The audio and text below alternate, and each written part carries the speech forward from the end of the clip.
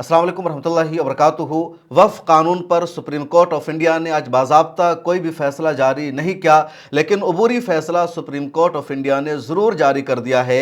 और 4 ऐसे पॉइंट्स है जिससे मुसलमानों को बड़ी राहत मिली है, मुसलमानों को कामयाबी मिली है और सरकार को झटका लगा है, बीजेपी के मिशन को झटका लगा है।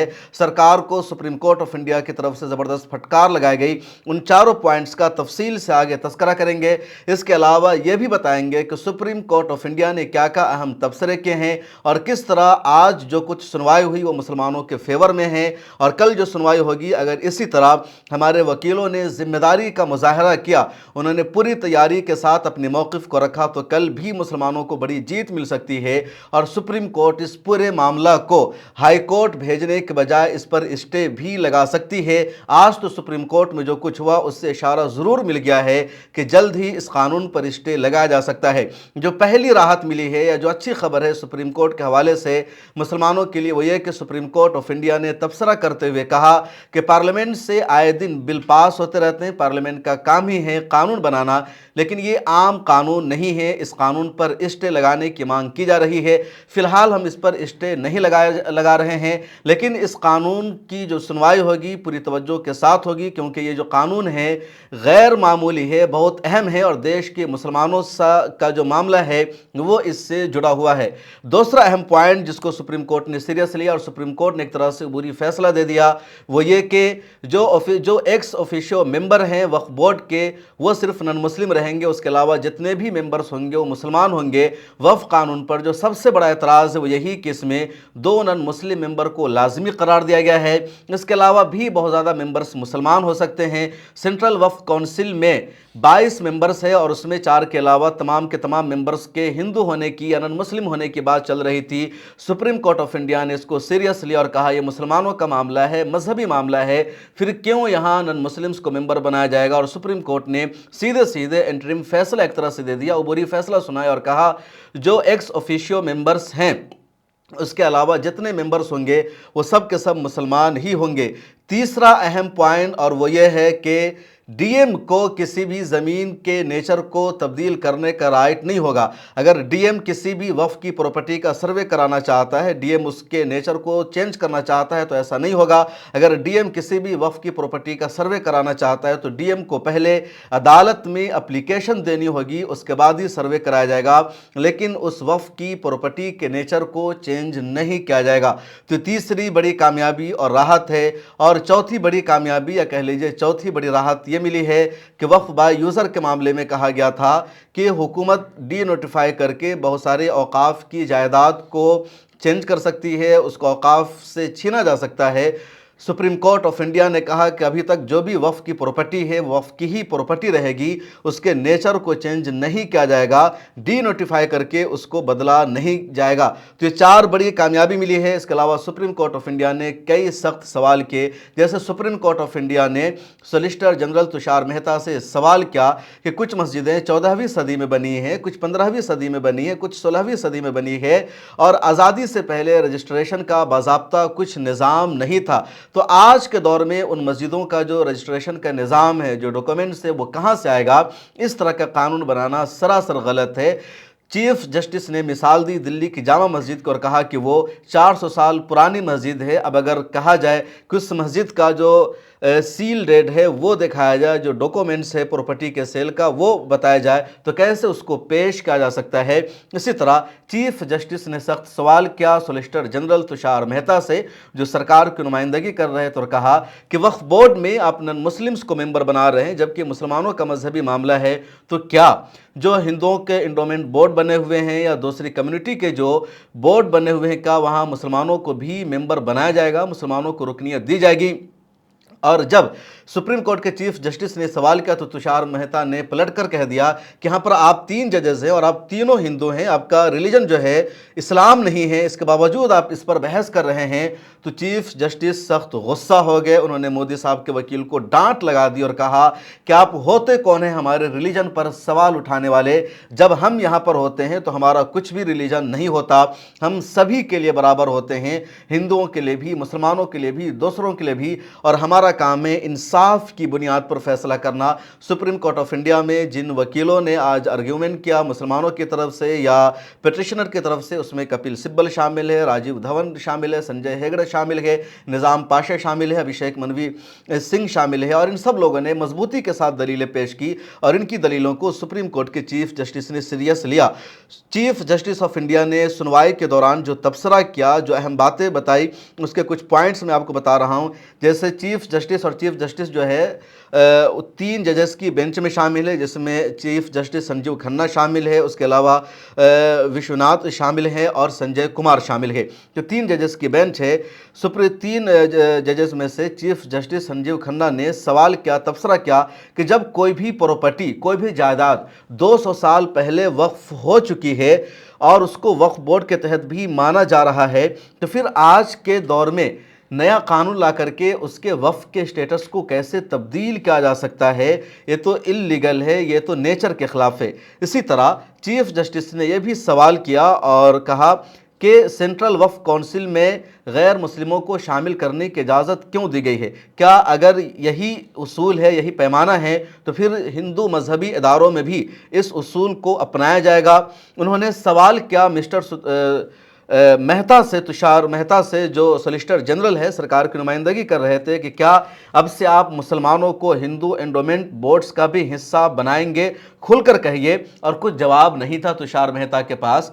चीफ जस्टिस ने वाज़ेह लफ्ज़ों में तुषार मेहता से कहा कि आपके पास कुछ भी जवाब नहीं है, आप इन सवालों का जवाब नहीं दे रहे हैं। उसके अलावा जब तुषार मेहता ने 3 जजेस के मज़हब पर सवाल उठा दिया और कहा कि बेंच के तीनों जजेस हिंदू हैं, इसलिए वो इस केस की समाअत के अहल नहीं, यानी एक तरह से उन्होंने काउंटर क्वेश्चन किया कि जिस तरह आप ये कह रहे हैं कि वक्फ बोर्ड मुसलमानों का मामला है और मुसलमानों की प्रॉपर्टी वक्फ बोर्ड के तहत होती है और हिंदू मेंबर उसके नहीं हो सकते, तो इसी तरह यहाँ वक्फ बोर्ड का फैसला कर रहे हैं, मुसलमान भी पिटिशनर हैं, तो और आप तीनों जजेस हिंदू हैं, तो क्या आप तीनों जज इस केस की सुनवाई के अहल नहीं है? इस पर चीफ जस्टिस और दीगर जजेस गुस्सा हो गए और उन्होंने सीधे कहा तुषार मेहता से, ये क्या बात हुई? जब हम बेंच पर बैठते हैं हमारा कोई मजहब नहीं होता, हमारे लिए दोनों फरीक बराबर है। अगर आप ऐसा ही समझते हैं तो फिर हिंदू एंडोमेंट्स में भी गैर मुस्लिमों को शामिल कीजिए। उन्होंने काउंटर क्वेश्चन किया था, लेकिन जजेस ने सीधे खामोश कर दिया तुषार मेहता को और कहा कि अगर आपका यही आर्गूमेंट का तरीका है और वक्फ बोर्ड मुसलमानों का मामला है और वहाँ आप हिंदू को शामिल कर रहे हैं और कह रहे हैं कि उससे कुछ भी फ़र्क नहीं पड़ेगा, तो फिर आप हिंदू एंडोमेंट्स बोर्ड में भी मुसलमानों को शामिल कीजिए। आपको प्रॉब्लम क्या है? और बहुत अहम सवाल है।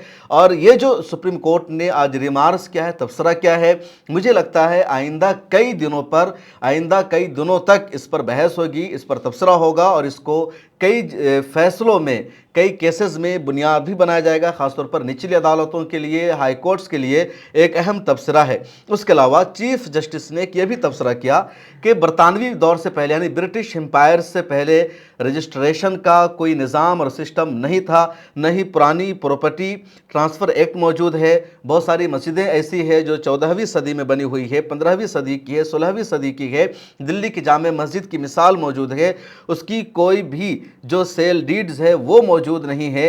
अब अगर इन मस्जिदों का रजिस्ट्रेशन मांगा जाएगा, इनकी सेल डीड्स मांगी जाएगी, तो वो कहाँ से मिलेगी? इसलिए इस कानून का कोई मतलब नहीं बनता। उस पर तुषार मेहता ने आर्गूमेंट करते हुए जवाब दिया कि इन्हें रजिस्ट्रेशन से किसने रोका था? तो सुप्रीम कोर्ट ने जवाब दिया कि ब्रिटिश एम्पायर से पहले रजिस्ट्रेशन का कोई निज़ाम भी मौजूद नहीं था और पहले अगर कोई मस्जिद बनी हुई है तो यकीनी तौर पर मस्जिद रहेगी, उसके मस्जिद होने के स्टेटस को आप कैसे छीन सकते हैं? चीफ जस्टिस ऑफ इंडिया ने कलेक्टर के इख्तियार पर भी सवाल उठाया और कहा कि अगर कलेक्टर ने किसी वक्फ की प्रॉपर्टी का फैसला कर दिया तो वो वक्फ की प्रॉपर्टी नहीं रहेगी। आप बताइए क्या मुनसिफाना है किसी कलेक्टर को इतना पावर दे दिया जाए, इतना इख्तियार दे दिया जाए कि वो कह दे कि जो प्रॉपर्टी है, जो कब्रिस्तान की प्रॉपर्टी है या जो वक्फ की प्रॉपर्टी मानी जाती है, अब वो वक्फ की प्रॉपर्टी नहीं रही, तब वो वक्फ की जायदाद नहीं रहेगी। ये कौन सा इंसाफ है? ये कौन सा दस्तूर है? इस कानून को सही नहीं करार दिया जा सकता। इस तरह का तबसरा चीफ जस्टिस ऑफ इंडिया की तरफ से किया गया। उसके अलावा जो लॉयर्स वहाँ मौजूद थे, जो वकील वहाँ मौजूद थे, उन्होंने जो बहस की तो उसमें 1995 एक्ट का तबसरा आया। कपिल सिब्बल ने मजबूती के साथ दलील पेश करते हुए कहा कि आइन के आर्टिकल 26 में सभी मजहब को मुकम्मल तौर पर आज़ादी दी गई है।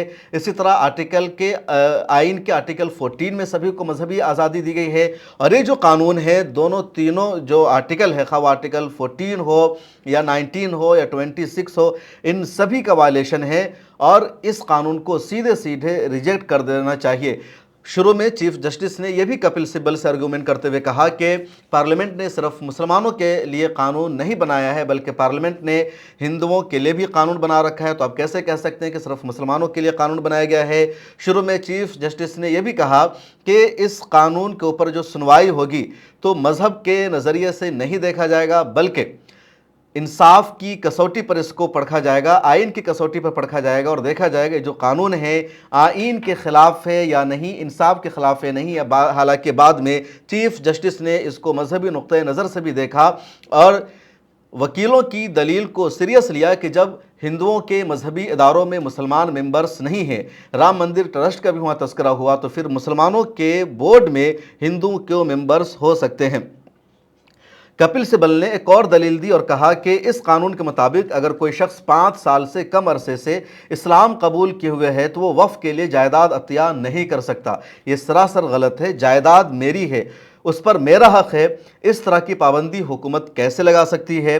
इसके अलावा अभिषेक मनु सिंघवी ने बहस करते हुए कहा कि ये मामला सिर्फ ये तय करने का नहीं है कि कौन सी अर्जी हाई कोर्ट भेजी जाए। नए कानून की दफात फौरी तौर पर नाफिज हो गई है, इन पर स्टे लगाया जाना चाहिए, लेकिन अदालत ने स्टे लगाने से इनकार कर दिया और कहा बाद में इस पर गौर किया जाएगा। हो सकता है कल अगर इस पर बहस हो या यानी 17 तारीख को, तो इस पर स्टे भी लग सकता है। अभिषेक मनु सिंह ने अपनी दलील में यह भी कहा कि पार्लियामेंट की ज़मीन भी वक्फ की है, लेकिन उस पर वक्फ बोर्ड ने कभी भी दावा नहीं किया, न उस पर कब्ज़ा करने की कोशिश की। तो ये जो नैरेटिव सेट किया गया कि वक्फ बोर्ड जिस ज़मीन पर इशारा कर देता है, जिस ज़मीन का दावा कर देता है वो वक्फ की प्रॉपर्टी हो जाती है, उसको छीन लिया जाता है, ये जो पूरा नैरेटिव सेट किया गया ये सरासर गलत है। अभिषेक मनु सिंघवी ने यह भी कहा कि कोई प्रॉपर्टी 300 साल पुरानी है और पहले रजिस्ट्रेशन का कुछ निज़ाम नहीं था, तो अब उसको कैसे सबूत के तौर पर दिखाया जाएगा कि वफ़ की प्रॉपर्टी है, इसकी ये जो वफ़ डीड है या सेल डीड है वो मौजूद है। कपिल सिब्बल ने भी इस पॉइंट को उठाया और कहा कि इतना आसान नहीं है, वफ़ सदियों से चला आ रहा निज़ाम है। अब ये 300 साल पुरानी जायदाद की वफ़ डीड मांग रहे हैं, यही मसला है, यही इशू है जिसकी मुखालफत की जा रही है। राम जन्मभूमि फैसले का भी जिक्र हुआ और कहा गया कि दफ़ा 36 के मुताबिक आप इस्तेमाल की बुनियाद पर वक्फ बना सकते हैं, जायदाद की भी ज़रूरत नहीं है। फ़र्ज़ करें ये मेरी ज़ाती जायदाद है और मैं इसका इस्तेमाल वक्फ के तौर पर करना चाहता हूं और रजिस्ट्रेशन नहीं करवाना चाहता, तो कैसे उससे रोका जा सकता है। इसके अलावा ये बात भी सामने आई और जो एक वकील थे राजीव शिखधर, उन्होंने कहा कि बुनियादी तौर पर आर्टिकल 31 को ही ख़त्म कर दिया गया है, जिसकी वजह से अब जायदाद के साथ छेड़छाड़ की जाएगी और वफ़ की जो प्रॉपर्टी है वो मुकम्मल तौर पर महफूज नहीं रहेगी। सीनियर एडवोकेट है राजीव धवन, बाबरी मस्जिद केस में भी उन्होंने बहुत मजबूती के साथ दलाइल को पेश किया था। बाबरी मस्जिद का मुकदमा लड़ने वाले मशहूर वकीलों में से एक है। हालांकि तमाम दलाइल को तस्लीम करते हुए बाबरी मस्जिद का फैसला मुसलमानों के हक़ में नहीं आया। बहरहाल उन्होंने दलील देते हुए सुप्रीम कोर्ट में कहा यह कानून इस्लाम के अंदरूनी निज़ाम के ख़िलाफ़ है। आइनी चैलेंज की बुनियाद यह है कि वक्फ इस्लाम के लिए ज़रूरी है और उसका एक लाजमी जुज़ है। मज़हब इस्लाम में अतिया को, सदक़ा को, वक्फ को बहुत ज़्यादा अहमियत हासिल है, एक लाजमी पहलू है और इसको मुसलमानों से छीना जा रहा है। इसका जो इंतज़ाम व इंसराम है वो मुसलमानों से लिया जा रहा है, इसलिए बुनियादी तौर पर मज़हब में ही मुदाखलत है।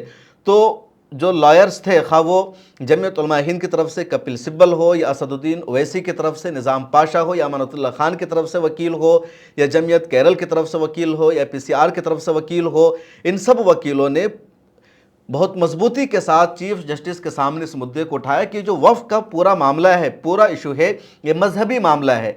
مسلمانوں کا انٹرنل معاملہ ہے، جس طرح نماز مسلمانوں کا مذہبی معاملہ ہے، طلاق مسلمانوں کا مذہبی معاملہ ہے، خلا جس طرح مذہبی معاملہ ہے، ان لوگوں نے کاؤنٹر نیریٹو پیش کیا اور بتایا کہ جس طرح رام مندر کے ٹرسٹ میں کوئی مسلمان شامل نہیں ہو سکتا، تمام ہندو ہوتے ہیں، ہندوؤں کا جو انڈومنٹ بورڈ ہے اس میں تمام ہندو ہوتے ہیں، تو اسی طرح وہاں مذہب کی بنیاد پر دوسرے مذہب کے لوگوں کو شامل نہیں کیا جا سکتا۔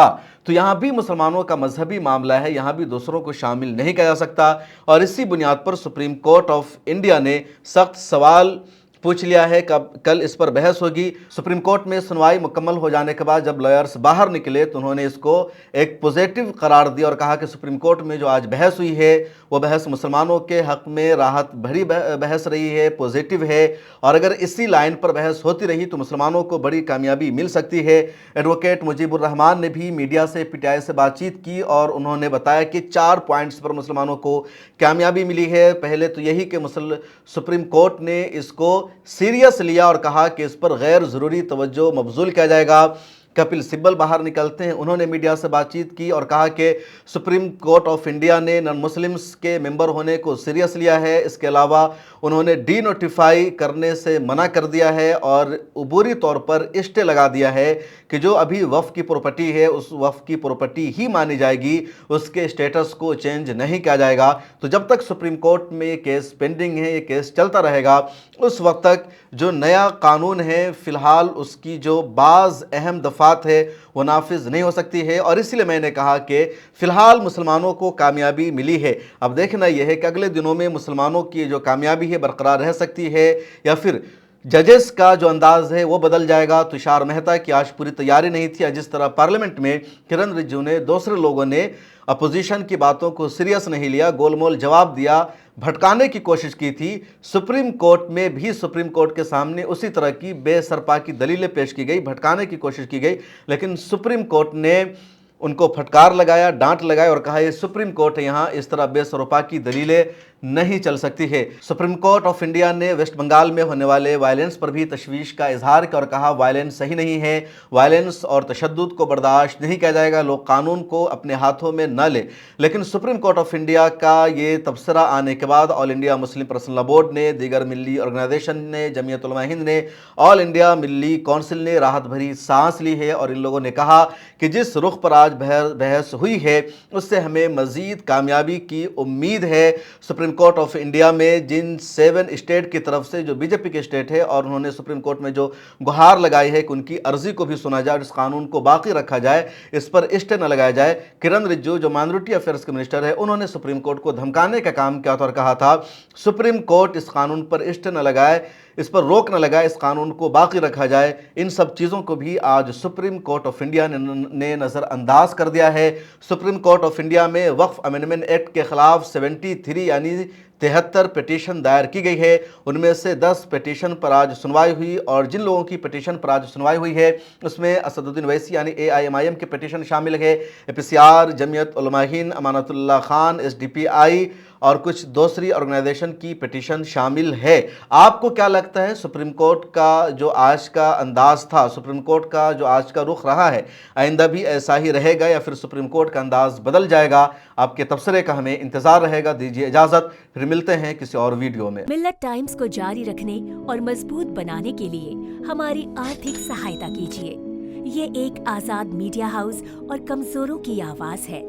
آپ ہمیں دیکھیں، سنیں، پڑھیں اور ہر مہینے زیادہ نہیں صرف 100 روپے سے مدد کریں۔ ڈیٹیلز ڈسکرپشن میں موجود ہیں۔